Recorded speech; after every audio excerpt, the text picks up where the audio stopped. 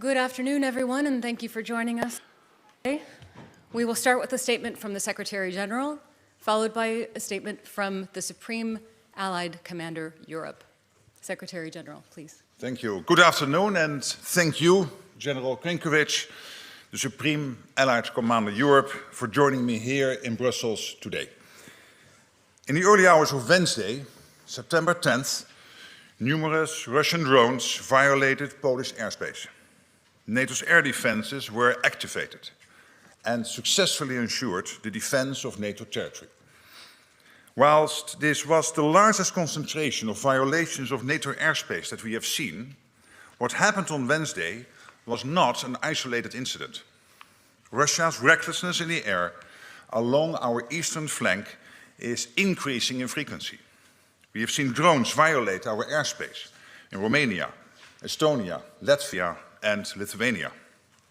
Whether intentional or not, it is dangerous and unacceptable.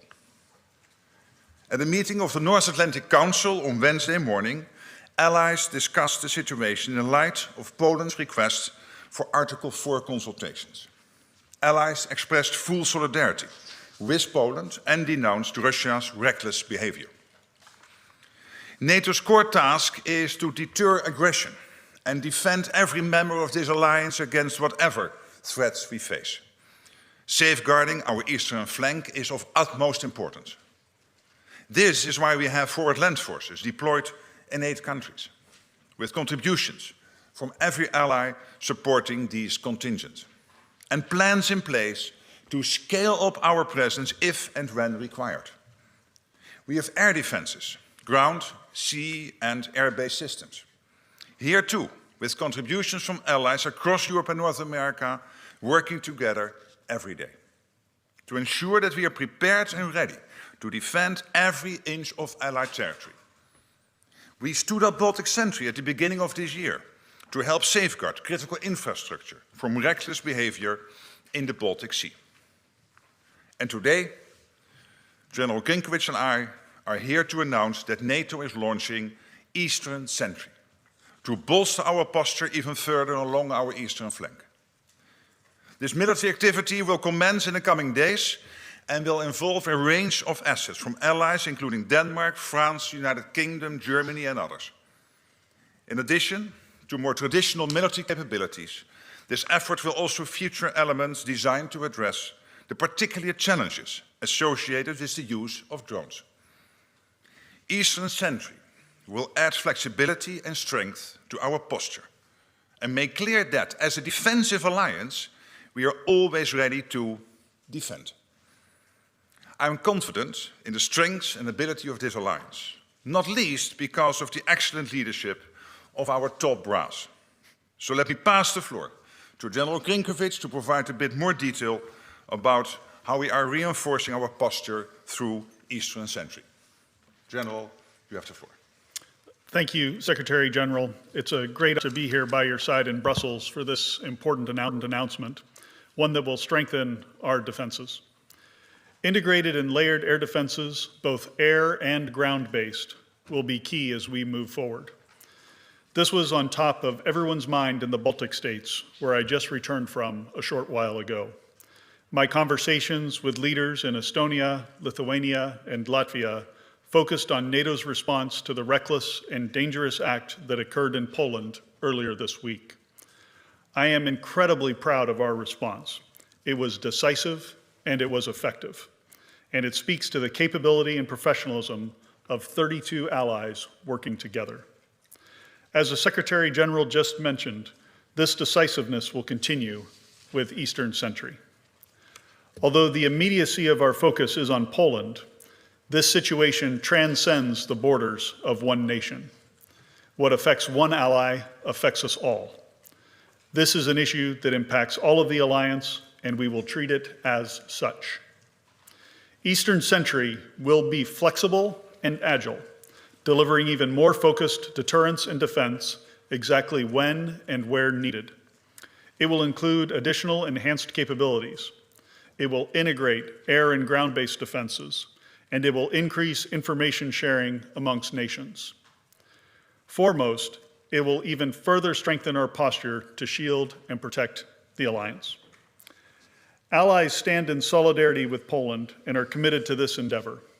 We have already seen announcements on the deployment of forces from France, Germany, Denmark, and the United Kingdom, and we expect others soon. As part of Eastern Sentry, we will also work with Allied Command Transformation, as we did in Baltic Sentry, to rapidly experiment and field new technologies, such as counter-drone sensors and weapons. Poland and citizens from across the alliance should be assured by our rapid response earlier this week and our significant announcement here today. NATO will continue to defend every inch of its territory. Thank you, General Grinkovich, and I'm grateful to you and your team for the quick and decisive work you have done over the last days, and indeed every day of the year to keep our people safe. Indeed, I'm also grateful to our Supreme Allied Commander Transformation, Admiral Pierre von Jay.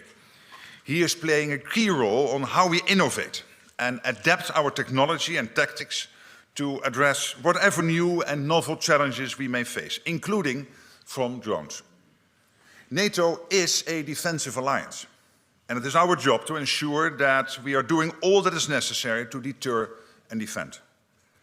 The reckless behavior we have seen from Russia is deeply dangerous. Our assessment of the incidents on Wednesday is ongoing, and whether or not Russia's actions were deliberate, Russia violated NATO airspace. Therefore, we must, as NATO, make clear our resolve and our ability to defend our territory. And that is exactly what Eastern Sentry is designed to do. It will bolster our posture, add flexibility to our approach, and ensure the safety and security of our eastern flank. Thank you so much. All right, we have time for several questions. We'll start in the center, second row, Associated Press. Yes, Lorne Cook from Associated Press, a question for both of you. There risks being, you're sending more resources to the eastern flank, and there risks being competition now between what Ukraine needs and what the allies are requiring themselves. Isn't it time to start allowing allies on the east to actually start firing at missiles and drones that are in Western Ukraine when they're coming toward the border? In fact, isn't it time just to integrate entirely with Ukraine, because you're facing the same enemy anyway? Sir, thank you for the question. What I would say is Eastern Sentry is focused on the defense of alliance territory. As of right now, I see no conflict between the support that individual nations are providing to Ukraine and what they are offering to contribute to this effort. All right, Agence France Presse. Thank you very much. One question for the Secretary-General and one for Saka, please. Max Delaney, AFP.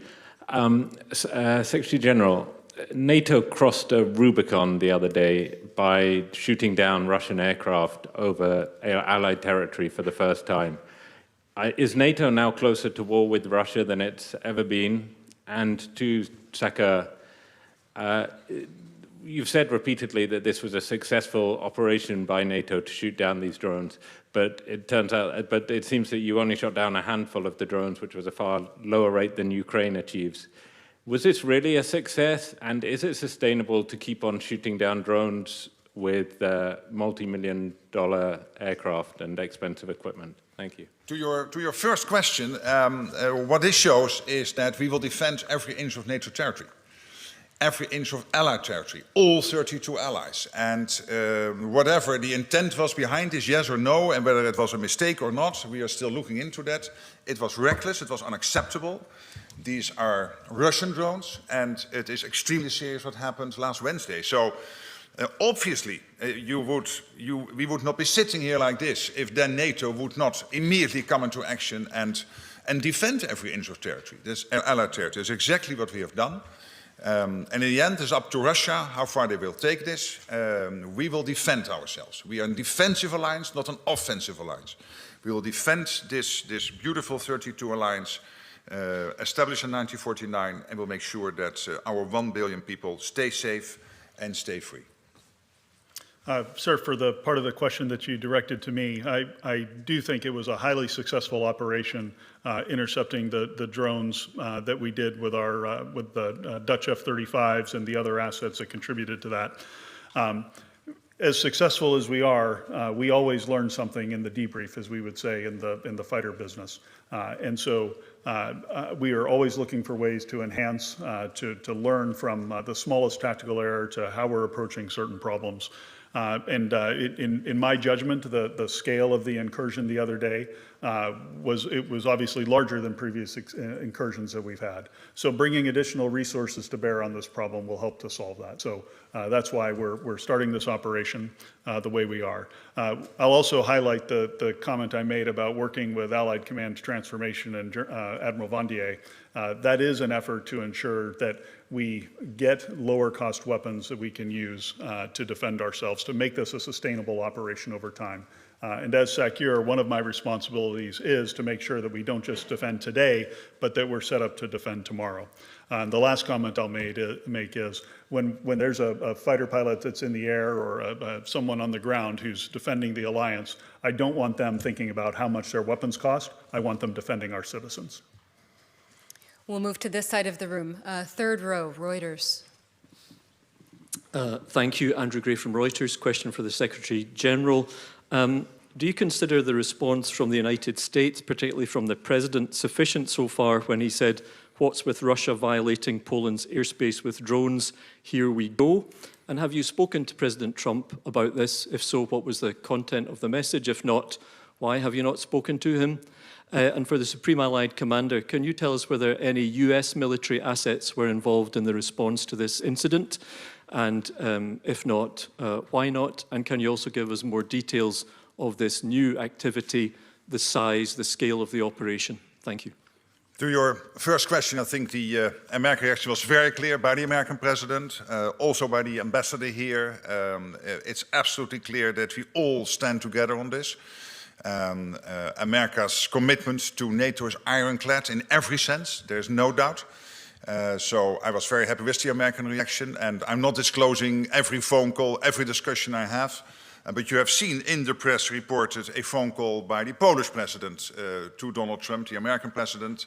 I spoke also with the Polish president. I think that was a very good phone call, clearly building also on the excellent relationship the two have been building last week during the visit of the new Polish president to the White House. So I'm absolutely satisfied on that front. As far as U.S. military assets, I'm right here, and I'm involved. The United States commitment to the integrated military structure of the alliance remains. For kinetic assets the other day, there were not any. This is a function of the rotation of forces that we have to our different missions around the alliance, and simply a matter of scheduling more than anything else. As we look forward to your question on more details on the size and scope, Eastern Sentry, as I envision it, is going to cover the entire eastern flank of the alliance, from the high north to the Black Sea and the Mediterranean, anywhere that we might see a threat from the Russians. And modeling on Baltic Sentry, which is a highly successful operation in the Baltic Sea, we have been able, through our presence and through adapting the level of forces that we have at any particular time based on how we assess the threat picture, to prevent any attacks on undersea infrastructure in the Baltic Sea since we started that operation. The same logic of this vigilance activity will apply, in that across the eastern flank we'll constantly adjust and change our posture in a manner that keeps the adversary off guard, but also responds to specific threats as we see them emerging. Fourth row, center. Thanks for the question. Thomas Kutschka with Frankfurter Allgemeine Zeitung. I have two questions. The first one, for the immediate future, when will this new operation be up and running? Baltic Sentry was just a matter of days. Is that the time frame you're considering? And then in the longer term picture, the President of the European Commission this week suggested or proposed a drone wall as an answer to the new threat, to be possibly financed from the common EU budget. I'm just wondering what your thoughts are about this idea. It's something that comes from the Baltic states. Is that the right way to go to better protect the eastern flank? And I leave it up to you who wants to So I take reply. the second question and Queen's you. Okay, sir. Yeah. Yeah, so a couple of comments. I have issued the order tonight for Eastern Sentry to begin. The order went out as this press conference began, and so operations are being brought together immediately underneath my authorities as SACEUR. Now, it will take some time for us to bring everything together with the new contributions that have been coming in, and we'll continue to work on this and refine the design of the operation moving forward, but it begins immediately. I'll just make one comment on the drone wall, Secretary General.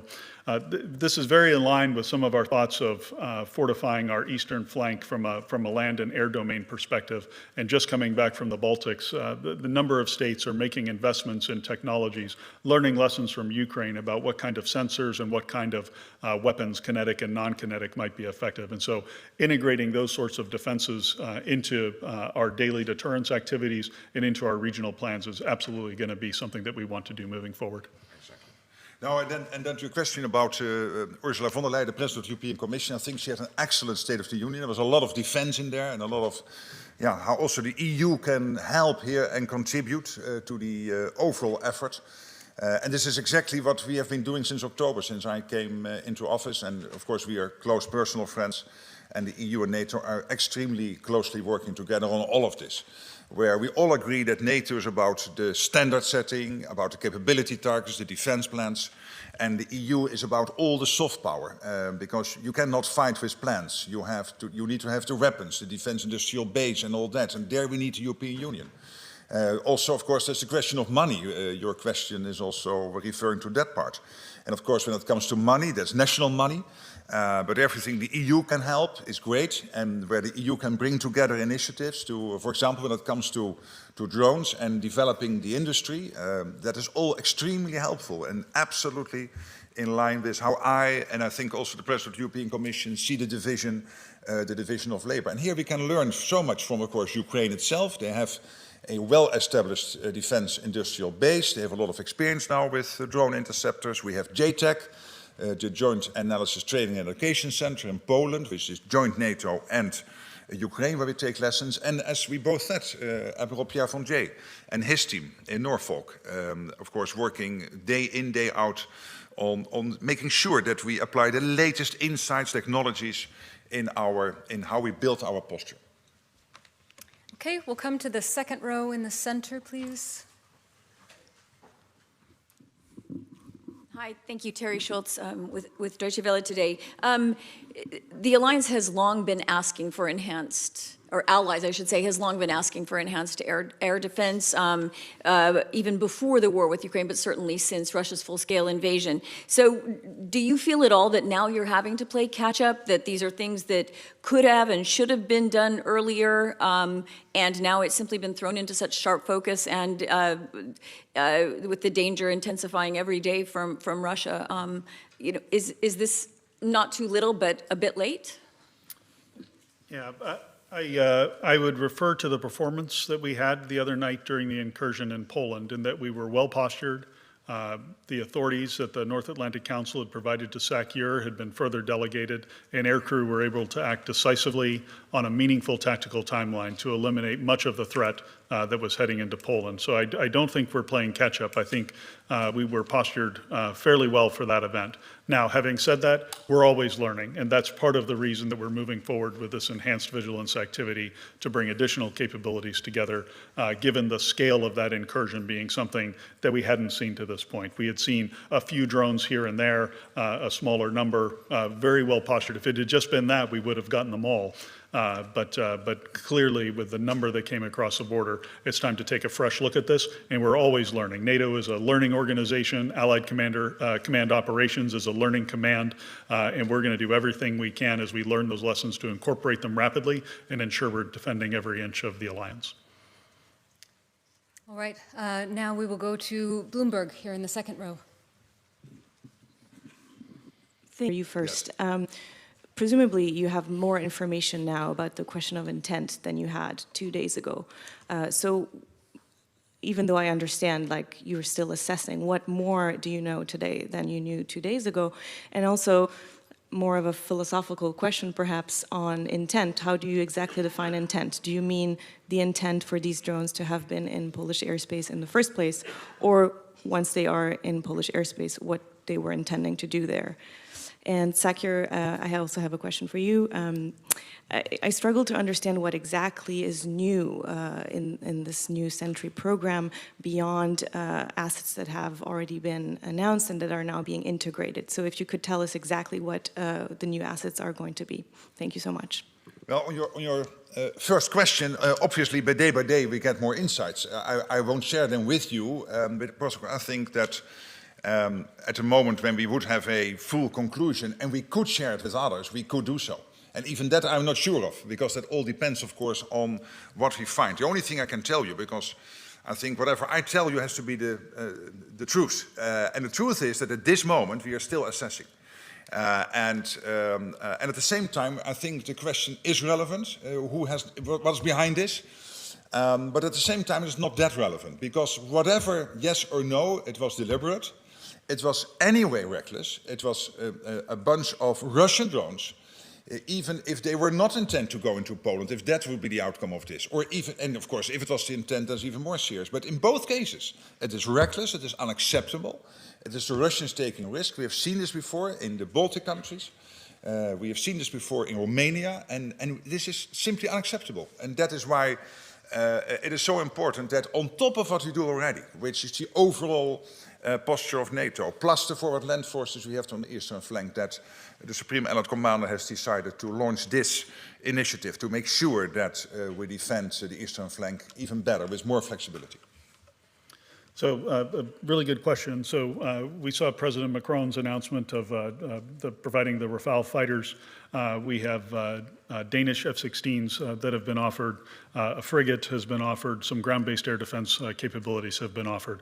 But I would ask that we don't focus on those specific items. The key to this is an entirely new defense design.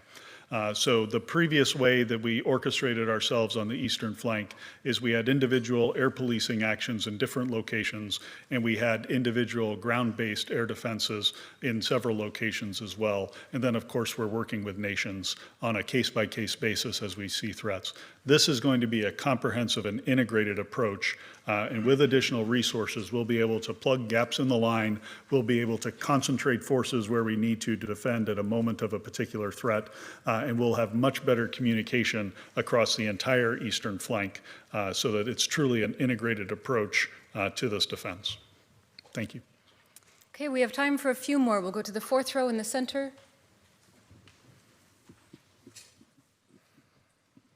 It's Gül from NTV Turkey. Just a little follow-up to my colleagues from Bloomberg question with regard the intent. We don't know yet the intent, but there were some, no divisions, but different approach from member states with regard to support we have to give to Ukraine or to defend ourselves. So do you think that this Russian aggression unite against, again, the member state, that we should give the necessary helps to Ukraine and that we should defend ourselves? And my question to Sakir is that if Russia aggression increases, do you need to come back again to North Atlantic Council to have a mandate, or is the operation given now gives you enough room so that if the aggressions increase, you can increase your ways and means? Thank you. On your first question, as I said, we are assessing it, and again, the answer to that question is of course of relevance, but anyway, it is unacceptable what happened. And anyway, it is the Russians behind it, because these drones came out of Russia. So the question is then, was it deliberate or not? And of course that's relevant, but only to a limited extent, because in the end, whatever they did, it is reckless, it is unacceptable, and we cannot accept Russian drones entering European, EU, NATO airspace. Allied airspace. That is absolutely impossible, and that is why we need to defend ourselves against it. On your second question, it is and. And this is exactly what also the Supreme Allied Commander said before. One, we have our plans in place, and we can, as we speak, if any attack would take place on NATO territory, we can defend ourselves. And then, of course, we have the coalition of the willing working on if there will be a peace deal in Ukraine. Let's pray it will be there as soon as possible. That we are able collectively to put in place the necessary security guarantees for Ukraine. We can do that. And what General Krinkevich today announced, we can also do, without spreading our resources too thinly. No, thank you. And I'll just add to what the Secretary General said. As Supreme Allied Commander Europe, I'm incredibly grateful for the NAC, for the authorities that have been delegated under the Defense and Deterrence family of plans that we have, including here during our peacetime period. And what this allows me to do on behalf of the alliance is to rapidly respond to these events. I'm very careful to execute those authorities with discretion and judgment, again, but very thankful to the NAC for allowing us to do this, allowing me to have the authority. Again, it enables a rapid response. I think that's important in this day and age when things move so very quickly, and we'll continue to move quickly to respond to this. Okay, we'll go to the third row, the man with the tie. Yes. Thanks for taking the question, Richard Huso, Finnish Broadcasting Company. This is for both the Secretary General and the Supreme Commander, if I may. The threat of airspace violations and drone attacks is obviously a shared concern for all allies, but would you say that countries with a longer border to Russia are more exposed in this regard, and could they expect some specific or enhanced help from NATO to tackle this situation? Thank you. Yeah, but of course the problem is this is about the eastern flank, because here is a direct threat to the eastern flank from, for example, drones or whatever could threaten our allies on the eastern flank. But more generally speaking, you know, I don't like that whole eastern flank thinking because it gives the impression that if I live in Madrid or in London, I'm safer than when I live in Tallinn, and that is not true. Because these latest Russian missiles, when they will be launched, they come down with 5 times the speed of sound, and they will take 5 or 10 minutes longer to reach Madrid or London than they take to reach Tallinn or Vilnius. So in that sense, let's agree that within this alliance of 32 countries, we all live on the eastern flank. Why is this Eastern Sentry so important? Because this concentrates on this very specific issue, which is airspace violations and making sure, and whatever other threat there is there, that we can better and with more flexibility defend ourselves in that part of NATO territory. I guess I would just add for commentary, I have a fairly robust portfolio at the operational level of war of dealing with drone attacks from my time in the Middle East. Including large drone attacks from Iran toward Israel back in April of 2023. I'm sorry, 2024. The range that those drones can fly and the paths that they can take, we are all vulnerable to them. So the eastern flank provides a first line of defense for this. And if those drones get through that first line of defense, they can be paired with the ballistic missiles or other capabilities that hold the entire alliance at risk. So I do think while it is an Eastern Sentry line that we're working to defend, it is on behalf of the entire alliance that this is going forward. Okay, that's all we have time for today. Thank you so much for joining us.